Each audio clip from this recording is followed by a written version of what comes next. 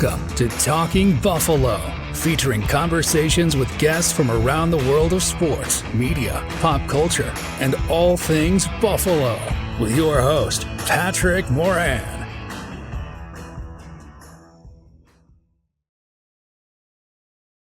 All right, what is going on, everybody? How you doing? Welcome to another episode of Talking Buffalo, your weekday daily driver for Buffalo sports talk and more, though that has not been the case this week. My name is Patrick Moran. Big thank you to everybody out there, as always, for watching and for listening, for following and subscribing. I say this every episode. You know, I thank you and I appreciate you very, very much. I promise you, I really, truly do. Especially this week. Going to have a Buffalo Bills, Baltimore Ravens preview episode here. I'm going to go over both teams, check in on them, go over a handful of keys to victory, I think, for the Buffalo Bills. Going to throw down a couple of bold predictions, and then I will have a final score, a game prediction as well. So that's what we're going to be doing today. If you follow the show regularly, you already know that there's only been one episode this week, and now we've reached the Friday episode. I got COVID on Sunday. I'm still positive. In fact, I just tested maybe an hour or so before recording this podcast here Thursday around dinner time or so. So still testing positive, still got some symptoms, but I'll say this, man, I feel a hell of a lot better. Like the worst is gone. It was a scary couple of days for me. I have COPD, so that's already something that I live with every day, and having COVID for the first time 4.5 years later, it gets me. I was scared, and I had a lot of symptoms, man, really dizzy, and chest was sore, just general fatigue, all that stuff. I feel so much better right now. I still get tired quickly and really getting hot. In fact, I'm already 2 minutes into this podcast and it's already getting a little bit hot here with these lights on underneath me. But for the most part, like I said, I'm on the mend. I feel good. I'm getting better. Hopefully in the next couple of days, I'll be back to 100%. And I just wanted to, before getting into this episode, I just wanted to take a moment to thank everybody out there who has checked in, whether it's on Twitter or Facebook or YouTube comments, stuff like that. Everybody who knows what's going on and was kind enough to check in, thank you. It does mean a lot to me. And, you always put your health first. That matters more than anything else. But I got to be honest with you. It is truly, legitimately, honestly bothered me that I was not able to have an episode every day this week. I hate that. I take a lot of pride with this podcast. I say it every episode, your weekday daily driver. I want you to be able to count on waking up Monday through Friday. And if you want, there's going to be an episode of Talking Buffalo there waiting for you, whether it's me doing something solo, whether it's having a guest, whether it was a live show being recorded the night before at a restaurant somewhere, whether it's Bill stuff, Sabres, whatever it may be, a news media interview. I take a lot of pride in being consistent. So to not be able to do it this week every day has really sucked. Monday was completely out of the question. So was Tuesday. I powered through a recap episode with Joe from Queens on Wednesday, and I thought I was going to be all the way back. But then yesterday, I kind of had to step back, and I wasn't able to record. So I am today, and again, with a couple more days of rest and the weekend ahead of me, it is certainly my goal that by next week we'll be back to an every weekday episode, plus some bonus episodes, because now I got some episodes that I got to make up for. So again, thank you very, very much. I mean that. It means a lot to me. And like I said, it really bothers me that I wasn't able to deliver something every day this week, especially so much good going on with the Buffalo sports world right now. I mean, the Bills beat the shit out of Jacksonville on Monday, and I had to wait till Wednesday to talk about that. The Sabres, we're not going to talk about the Sabres today, but the Sabres are off to a really promising start in the preseason. Or 3-0. Their starters won their first 2 games. They're overseas right now. Rasmus Dahlin named captain on Thursday. It was Tuck Thompson, Cousins, and Samuelson assistant captains.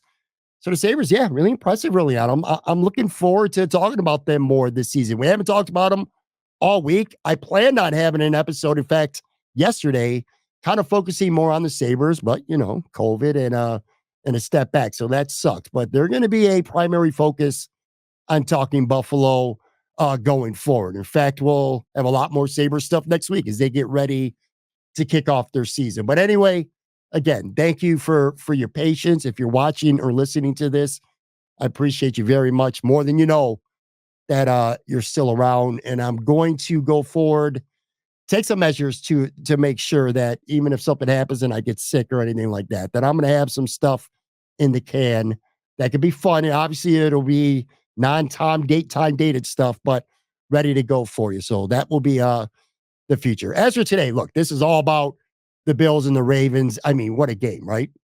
Like, this is what it's all about. Two marquee teams, two marquee quarterbacks, and this is a big game for both the Bills and for the Ravens. And this should be a really good game. Both these teams are really good under the lights. Josh Allen, 11-4 in primetime games, and he always seems to play his best when the lights are the brightest. You're a Bills fan, you know, you've seen it plenty of times. But you know what? Meanwhile, the Baltimore Ravens are 20-3 at home. This is a stat I got from Jeremy White. So all props to Jeremy White at WGR. I saw him post this. I'm stealing this from him because I didn't know this. The Baltimore Ravens are 20-3 at home in prime time, going all the way back to 2008. So the Bills have been really good in prime time with Josh Allen as their quarterback. The Baltimore Ravens have been really good in prime time at home, period, dating back more than 15 years. So two teams that have played really well with this type of game.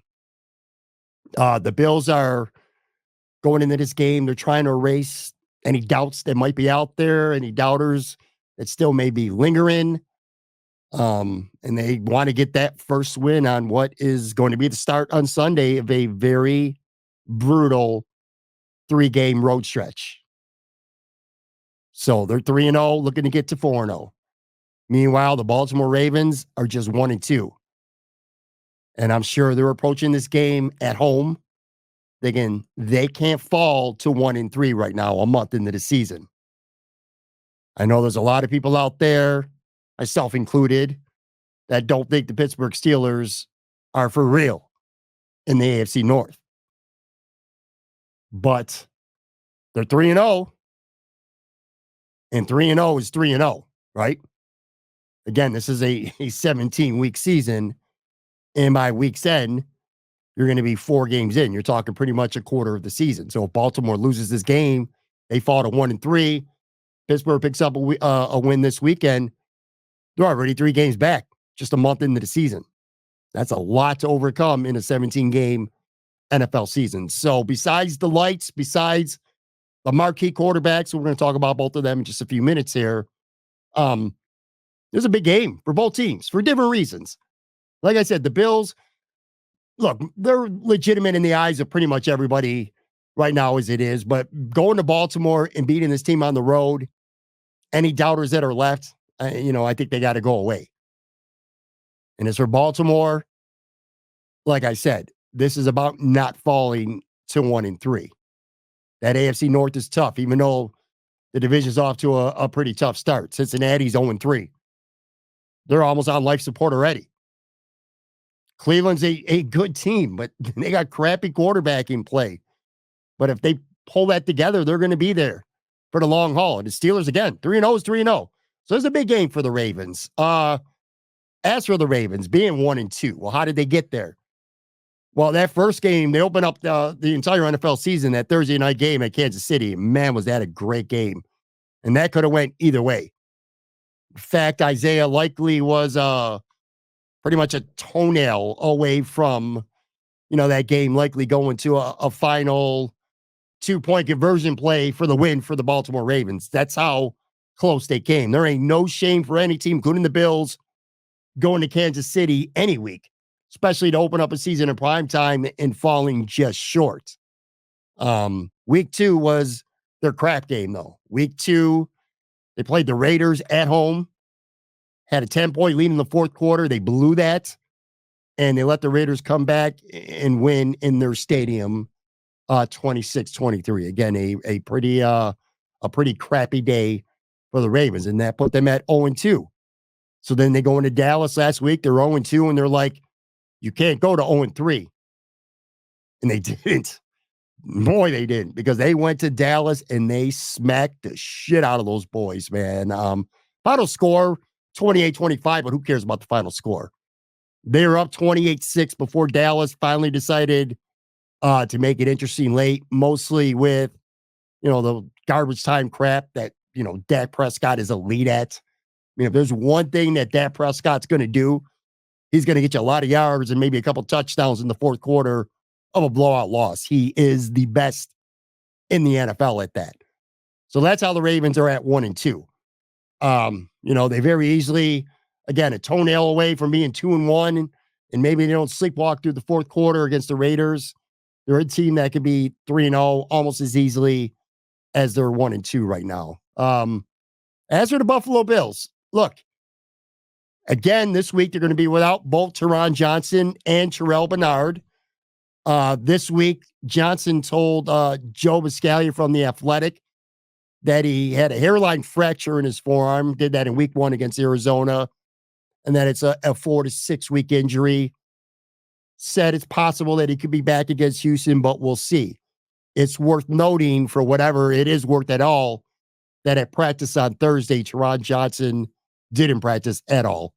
I saw Alex Brasky, the Batavian News, say he saw him in the locker room after practice, didn't have a brace on or anything, but looked like he was favoring his right arm a little bit. So we'll see about him. It is also worth noting that, again, while he's definitely out for this Sunday, Terrell Bernard practiced on Thursday, limited, red non-contact jersey, but that is encouraging to see. And I saw a couple of videos from media people on Thursday. Dom Tibbetts from Channel 7 had a really nice clip of Terrell Bernard doing some work with the bag, and it looked like he was moving his arm pretty well. He looked pretty good out there during the media viewing portion of practice. That's really encouraging for the prospects of maybe getting Bernard back for that Houston game next week. And look, Terrell Bernard wants to get back as soon as possible, no matter who the opponent is or where the game is at. But it's not lost on me, probably not lost on you at all, that your boy's from that area. He wants to be able to get out there and play against Houston in front of a lot of his, nearby hometown family and friends.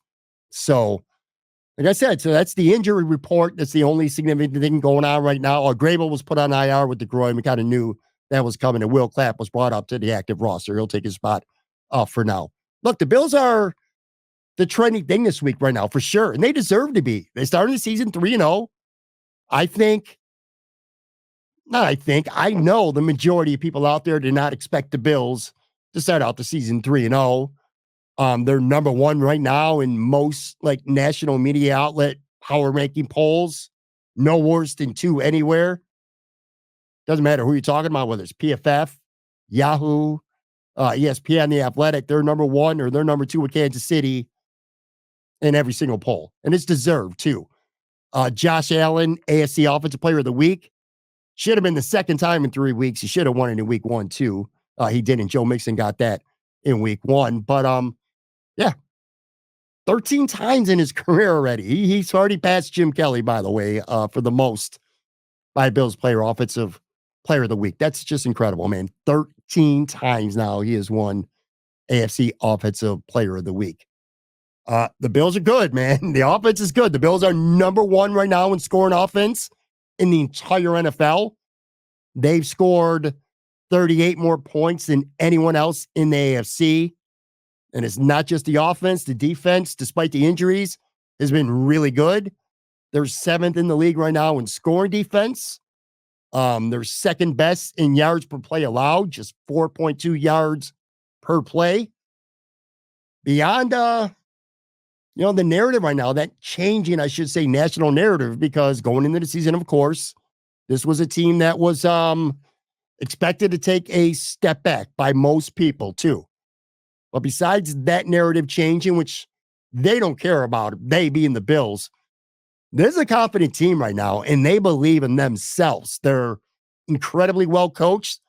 I talked about it with Joe on the show a couple days ago. To me, maybe the number one takeaway I have from these first 3 weeks with the Buffalo Bills is I understated how good of a coach I think Sean McDermott is. This team is well coached. They're well coordinated. They're well prepared week after week after week. And the Bills right now are playing with an energy. They're playing with a passion. To borrow a line from what Reddick and Orlowski were talking about on Monday Night Football, a line that resonated with me that I completely agree with.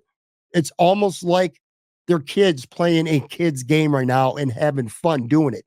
I think that's apparent as hell. It is really apparent, especially these last 2 games. The Bills have come out. They look loose. Again, energy, passion, playing like they're having fun doing it. And then you look at the Miami Dolphins and especially the Jacksonville Jaguars these last 2 weeks. The energy on the sidelines drained. Players look like they're laboring. You watch back the NFL, the All-22 film, time after time, you see linebackers or edge rushers trying to come in, make contact with Spencer Brown or Dawkins or Edwards, whoever it may be, and just kind of surrender on the play, just standing around. There's no energy on the sidelines. You see that difference. That's coaching, man. That's having your team buy into that energy that you're selling. So this is a very, very confident team right now. Again, beyond the fact that they're number one scoring team in the league, beyond the fact that they're one of the top scoring defenses in the league as well, getting through the injuries, stuff like that. It sounds like such a primitive thing to say, but I truly believe it. I'm buying into it now that this team is just well coached and well coordinated, and they're ready to play every week, and they come out and they look like they want to play. And I just straight up had not been able to see that with some of their opponents, especially their last 2. Anyway, I want to take a real quick break, come back on the other side. We'll get into the Ravens, keys of the game, some bowl predictions, and a game prediction as well.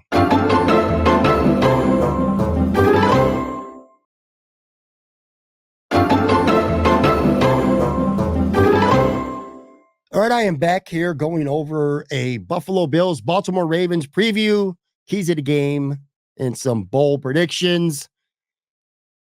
Taking a deep breath right now, man. That was I told Joe this on the show. I said it on the air too. I tend to talk too fast, and I especially notice that when I go back and replay some of these solo episodes. I'm hoping that this COVID kind of like it's in my lungs a little bit, and it's kind of making me talk at least a little bit slower. And I kind of hope that is becoming a pattern, because that first 15 minutes felt like it took a lot out of me. But anyway, back to the Ravens here. Okay, let's talk about them.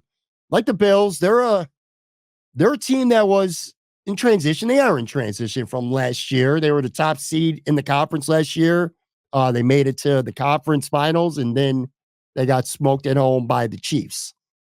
I say a team in transition because there's a lot of people that thought they might take a step back this year. And so far at 1-2, they kind of have a lot of change, a lot of turnover on this team, just like the Buffalo Bills. Now, they went and they got Derrick Henry. That's a huge get. More on him in a second. But they lost a lot on paper, especially on defense. And for starters, their defensive coordinator, Mike Macdonald, is now the head coach of the Seattle Seahawks after spending the last 9 years as the Ravens DC. Patrick Queen went to Pittsburgh. Safety Geno Stone, a guy who I really wanted the Bills to target, but he went to the Bengals. Ronald Darby, former Bill, who we just saw him last week, he went to the Jags. Jadeveon Clowney went to the Carolina Panthers. So there's been a lot of turnover on this defense, and I think you've seen it the first couple of weeks. The defense has been really good against the run, really bad against the pass. We'll get to that in just a second, because obviously when it comes to the Ravens, it starts with the 2-time MVP, Lamar Jackson. Say what you will about him. He's a multiple-time MVP player, a great quarterback, a dangerous quarterback, one of the best players in this game. And he's been good, very good early on this season. The numbers are going to completely blow you away, but 702 yards passing in 3 games, just 3 touchdowns, but just 1 interception.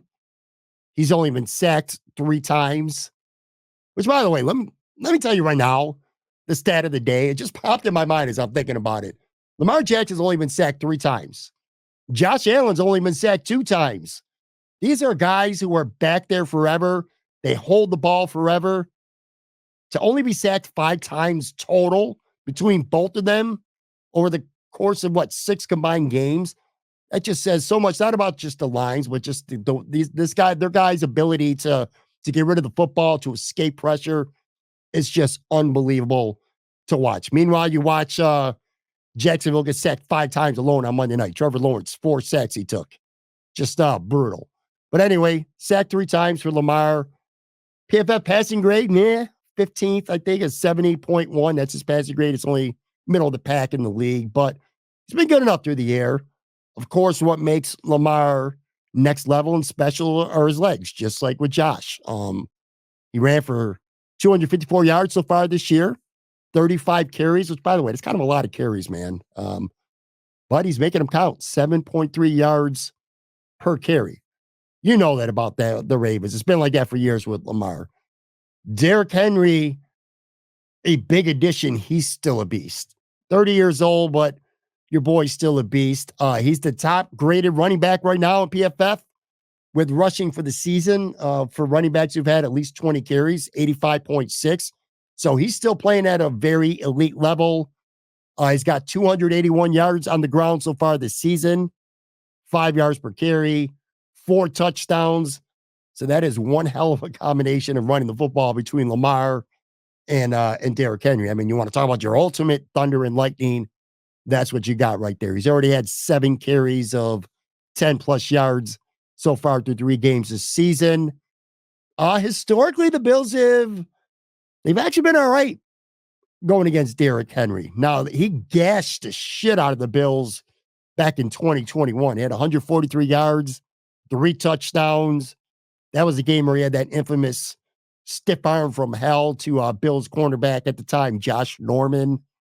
But I'll tell you what, though, besides that game, the Bills they've held them in check pretty well.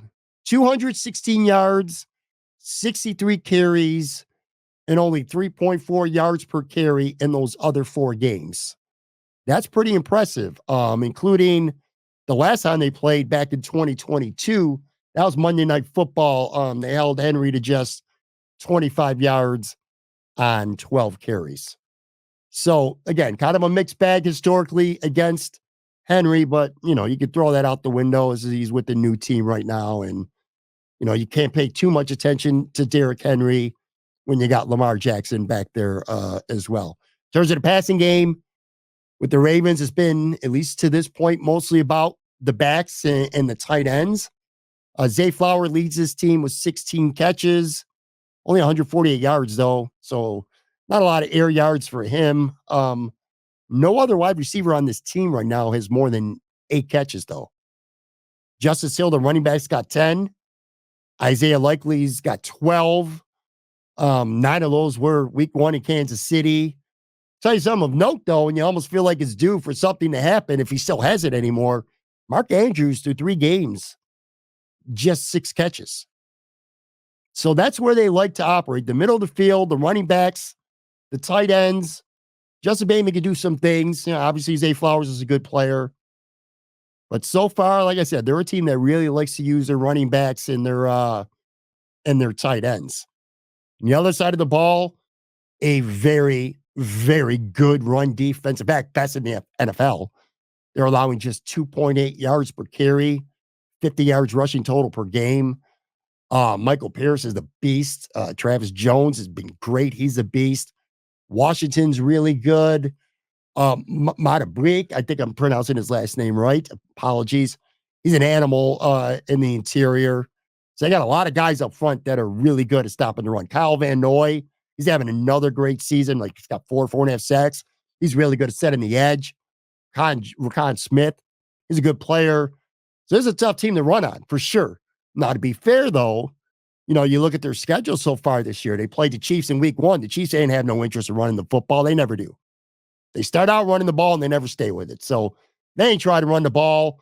Dallas last week had no interest in running the ball. Plus, they were getting their ass kicked and had to throw the entire second half. And the Raiders tried and they couldn't do it. I think the Bills will test that unit at least a little bit more when it comes to running the football than Kansas City or Dallas did, for sure. But I still expect the Bills to want to throw the ball plenty. And that's for good reason, because the Ravens are the best in the league at stopping the run right now. Well, guess what? The Ravens are the worst in the league, dead last in pass defense right now. They're allowing 291 yards per game in the air. They're just 27th in the NFL in net yards per attempt. Mahomes got him for 291 in the first week. Gardner Minshew threw for 276 in that week 2 Raiders win. And then Dak Prescott, 379 last week. Although, again, I'm going to say that plenty of that in garbage time for Dak as well. And it just feels a little bit odd because the Ravens have always had good DBs. They're just a good defense overall. Marlon Humphrey's a really good corner. Kyle Hamilton's a great safety. I mean, he started slow, but he played pretty well last week. From what I understand and listening to some Ravens beat reporters and reading up on them, it's right now a matter of them not being on the same page. With McDonald gone, the communication isn't quite there yet. It's early in the season. So it kind of feels like there's some vulnerability there with the Ravens when it comes to their pass defense. Guys like Brandon Stevens and Marcus Williams. Those are guys that you could have a lot of success against. And I think you're going to see a lot more of what the Bills did against Jacksonville in the passing game kind of continue on to what you see against the Ravens. I'm going to take one more real quick break here. Got to get my voice back together one more time and finish this off. I got a couple of Bills keys to winning. Actually, 3. I'm going to keep them pretty simple, too. A handful of bowl predictions and then a game prediction as well. So we'll be right back one more time.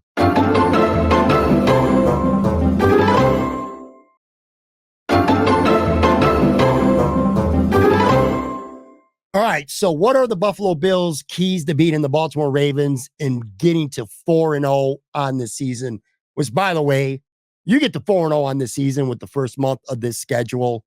Man, you're really on you're on a trajectory to do some amazing things this season.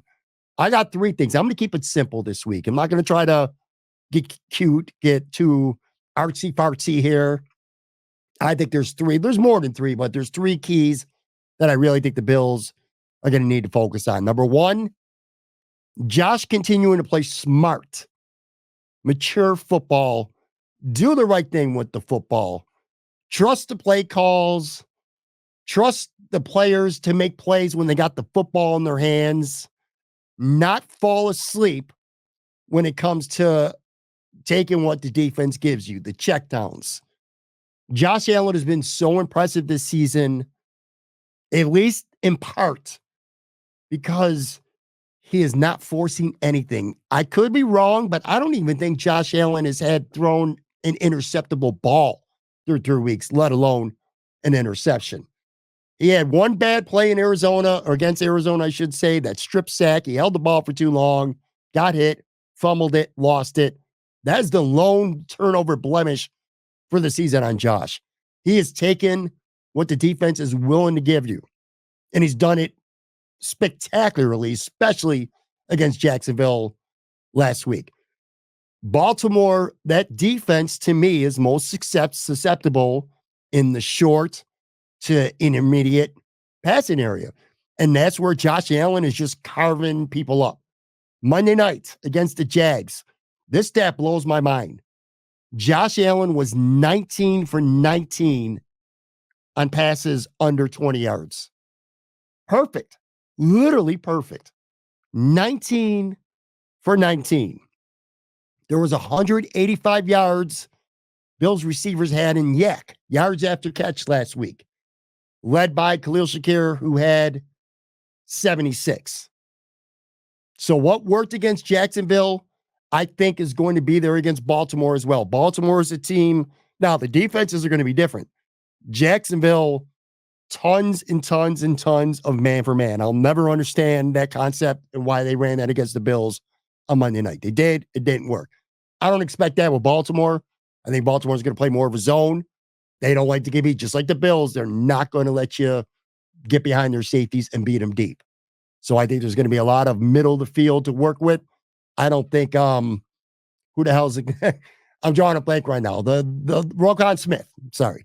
He'll be out there. I think he can be a liability against the pass, just like you could say, like Bale Spector for the Bills, kind of the same. He's not Terrell Bernard. He's not the most athletic guy, although Spector is pretty athletic. But you get my point. You know what Baltimore's going to try to do in their passing game? I can see the Bills doing a lot of the same. Potential big days for guys like who get open in space. Shakir. This could be a big game for Dalton Kincaid. I know we said that last week, and he had a couple good plays against the Jags last week as well. This could be a big day for guys like that. Dawson Knox, I think, could be in line for a decent day. But those are the types of passes, the running backs, Ty Johnson, Cook, Ray Davis. Those are going to be the plays, I think, that are mostly going to be there. I don't think you're going to be able to force many passes down the field to, say, a Matt Collins or Keon Coleman or an MVS. So being smart, Josh continuing to just be smart with the football and stay in love with the checkdowns if that's what it's going to take to sustain drives, move the ball, and ultimately score. So that's one. Number two, again, sounds simple, but it's not. Bills need to find a way to limit the run to some extent, which, again, is far easier than said than done. You're not going into Baltimore with a team that has Lamar Jackson and Derrick Henry, and you're not just going to completely shut the run down. Sure as hell not going to do it when you're playing light boxes with a nickel defense the entire game. Which, by the way, I saw a stat. The Bills have not played a 3 linebacker set once this season. It's been dime or nickel literally every down all season long. I don't think you can realistically come out in a defense like that and completely shut the run down. I don't think that's going to happen. Baltimore's is going to be interesting too, because Baltimore's going to give you, I think, a lot of big looks. Multiple running backs in the game. Multiple tight ends in the game. 2, even 3. Can the Bills play their nickel defense for an entire game and sustain success with it? Or are they going to have to bring in that third linebacker? Which at this point, the problem with that is your number 1 and your number 2 best linebackers are already out. So Spector and Williams, who would be that third linebacker, one of those guys, they're both already out there. They're starting. So it comes down to, do you believe in Nick Morrow? Or do you believe in Joe Andreessen to be that third linebacker? That to me is going to be fascinating. I don't know how the Bills, Jacksonville, it didn't really matter. I don't think anything would have mattered that game. Miami, look, they weren't going to get beat by Tyreek Hill or Jalen Waddle. They were going to play conservative defense, light in the box. You want to run the football, have at it. We're not letting Tyreek Hill beat us down the field or even in the middle of the field. We're going to stay in a nickel. We're going to play a lot of dime. You want to try to run the ball? Go ahead. Be my guest. I don't know that the Bills had that mindset against the Ravens because the Ravens don't have a Tyreek Hill or a Jalen Waddle. I'm not saying that their receivers are trash, but they might play some 3 linebacker sets. They might have to. Might be the only way that they're going to, contain this run. They got to have a big game here. A big game from the defensive line. The interior guys. Ed Oliver, Daquan Jones, Austin Johnson, Dwayne Carter, who's been really, really quiet, quite frankly, through his first 3 weeks of his career. Those guys got to be stout. They got to penetrate. They got to clog lanes. Greg Rizzo, who's outstanding at setting the edge. He's got to be that again on Sunday night. I think this could be an important game for AJ Epinesa, who I think is going to get a lot of play on the other side, setting the edge as well. So the defensive line is going to be huge for the Bills. They got to win in the trenches, basically, is what I'm telling you, to at least contain the run. So Josh Allen being smart, that's one. Containing the run, realistically containing the run is 2. And then lastly is simple weather the storm. You're going into Baltimore Sunday night. This team's probably being the Baltimore Ravens. on a nice little high. They just slapped Dallas on the road. They probably got their confidence back, their mojo. They're feeling good. Probably feeling like the defense is coming together now with a lot of new parts. And it's tough to go play on the road in prime time. The Bills did it 2 weeks ago, and they did it masterfully in Miami. But it don't usually go that way. It wouldn't surprise me at all to see Baltimore get off to a very fast start. Get the ball running down the Bills' throats early. Bills could look a little shell-shocked early. The offensive line for the Bills, which has been splendid, might struggle, especially early on. So I could definitely see scenarios where Baltimore gets out in front. It's about weathering the storm, staying close enough. The Bills could be a good second-half team.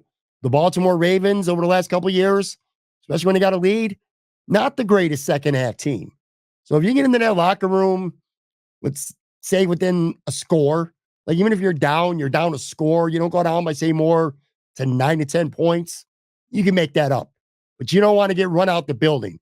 You don't want to see what happened to Jacksonville last week when they came to Buffalo. You turn around and you let that happen to yourselves when you go to Baltimore. So I think weathering the storm is big. So Josh Allen continuing to play smart, stopping the run, weathering the storm. To me, those are the three biggest, and there's others, but to me, those are the three biggest keys. All right, you could clearly, if you're listening to this or watching this, hear that my voice is starting to go here a little bit, trying to get through this. Then I got all weekend long to get better before we get back in the shows next Monday. Bowl prediction time, all right? But here's my first one. Box score scouts, they're not going to notice this enough, but I think film buffs will. This is going to be a Daquan Jones game. Daquan Jones has been decent through the first 3 weeks, but he hasn't really stood out. I think that's going to change this week. For the Bills to be successful, I think it has to. But Daquan Jones, he might only have, 2 to 3 tackles, maybe a quarterback pressure at best, maybe a sack, something like that, but he's going to make an impact on this game. Maybe it shows up in the box score, maybe it doesn't. But I think come Tuesday or Wednesday of next week, again, when you're watching all 22 film breakdowns from the Joe Marinos, the Cover One guys, Joe Biscaglia, Bruce Nolan, all these great content creators out there, I think you're going to hear them talk favorably about the game that Daquan Jones had. That's one. Two, I tried this in the first week. In fact, I called it to be the first touchdown of the season for the Bills. Didn't happen. I'm going to circle back to this one.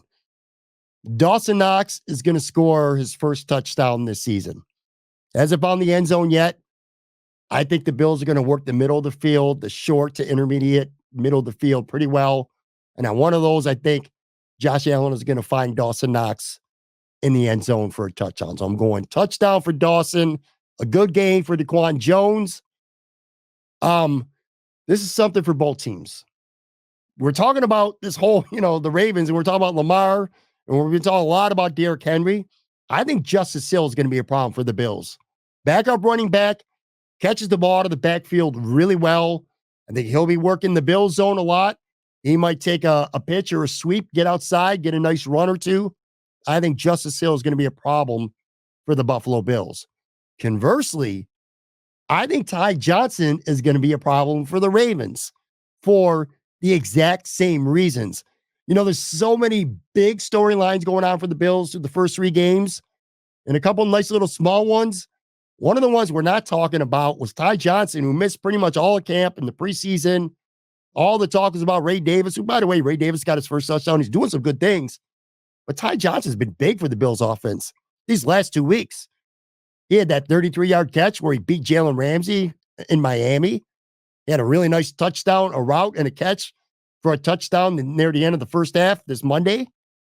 He's been a factor for the Bills offense, and I think he's going to be a factor for the Bills offense again this week. So Justice Hill is going to be a problem for the Bills, and I think that Ty Johnson is going to be a problem for the Ravens.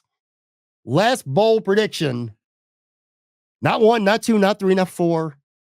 5 field goals will be made in this game between Justin Tucker and Tyler Bass. 5 field goals between both of them. Might be 4-1, might be 3-2, might be 5-0. But between them, I'm predicting 5 field goals between them. I think as we get into our game prediction here to wrap, I think it's going to be a close game. Now, I'm going to be honest with you. I don't think this is a great matchup for the Bills. I just don't. A, you haven't lost yet. You're bound to lose. B, injuries haven't been an issue for the Bills yet, but at some point they're going to be. And your nickel-based defense is not a great matchup for a big physical Baltimore offense. It wouldn't surprise me to see Baltimore up at some point by 2 scores. Like second quarter, maybe early third quarter, like a 9-point lead, a 10-point lead, something like that. And I keep waiting for the other shoe to fall off. Like I said, on the defense with all these injuries with the Bills, or not maybe all necessarily all of them, but key ones. I mean, Teron Johnson's an all-pro corner slot. Terrell Bernard is an incredibly talented middle linebacker. It hurts to not have both them in there. And you have other issues, at least, or potential issues, I should say, question marks still at safety. But it hasn't happened yet. And maybe it won't happen this game either. I think Buffalo Bills are going to be resilient like they always seem to be, and they're going to get back into this football game. I think someone on the defense is going to make a play. I don't know who. Maybe DaQuan Jones. I mean, he was in my bold predictions. Somebody on this defense is going to make a play or two down the stretch, and I think it's going to help them ultimately win the game. I said 5 field goals between both teams. I think there's going to be a lot of sustained possessions, a lot of yards racked up on drives. But I think both teams are going to do a pretty decent job of shoring things up in the red zone. 1 or 2 mistakes are going to be the difference in this game. I think the Bills have been and will continue to be better at avoiding those big mistakes. So in the end, I got Buffalo 23, Baltimore 19. So I got the Bills going to 4-0 with a 23-19 victory on the road against the Baltimore Ravens. And on that note, that is going to do it for the show. I will definitely be back post-game live.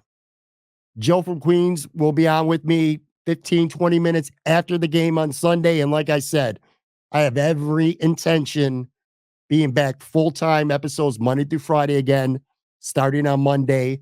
Hell, man, if I feel a little bit better, I'm sitting at home bored anyway, I might drop a weekend bonus episode or 2 on you as well. But anyway, again, thank you so much for watching, for listening. I appreciate y'all very much. This shit has sucked all week for me. It still continues to, but I'm on the mend, and I'm looking forward to this game. Talk to you guys later.